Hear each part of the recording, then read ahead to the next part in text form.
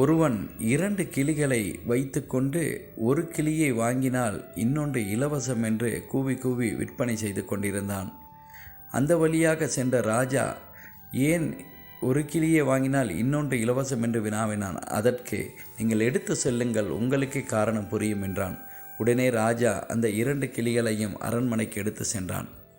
அன்றைய இரவு ஒரு கிளியை தனது அரண்மனையில் கூடொன்றில் போட்டு கட்டி வைத்தான்.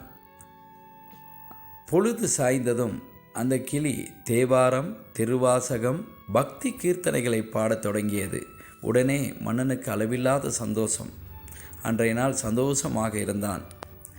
அடுத்த நாள் இரவு மற்றைய கிளியை ஒரு கூட்டில் அடைத்து அரண்மனையிலே கட்டிவிட்டான். பொழுது விடிந்தது.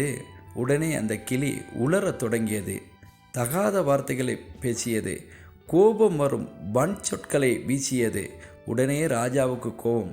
உடனே காவலாளியை அழைத்து அந்த கிளியின் தலையை துண்டிக்க கூறினான். உடனே முதலாவது கிளி, மன்னனே, மன்னித்து விடுங்கள், நாங்கள் இருவரும் ஒரு தாயின் குழந்தைகள். ஆனால் நாங்கள் சிறுவயதாக இருக்கும் பொழுது என்னை ஒரு முனிவர் எடுத்துச் சென்றார்.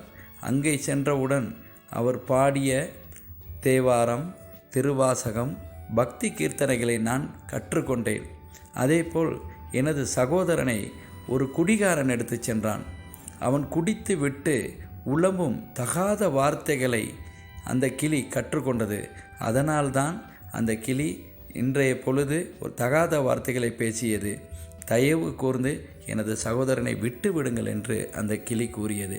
உடனே அந்த முதல் கிளிக்காக அந்த ராஜா அந்த கிளியை கூடை திறந்து பறக்க விட்டான். இதிலிருந்து நாம் ஒன்றை தெரிந்து கொள்ள வேண்டும். நாங்கள் எந்த இடத்தில் இருக்கின்றோமோ அந்த செயல்களை எம்மை வந்து சேரும். நல்லவர்களுடன் சேரும் பொழுது நல்ல விடயங்களை நாங்கள் கற்றுக்கொள்ள முடியும். அதேபோல் தீயவர்களுடன் சேரும் பொழுது தீய தகாத வார்த்தைகளையே நாங்கள் கற்றுக்கொள்ள முடியும்.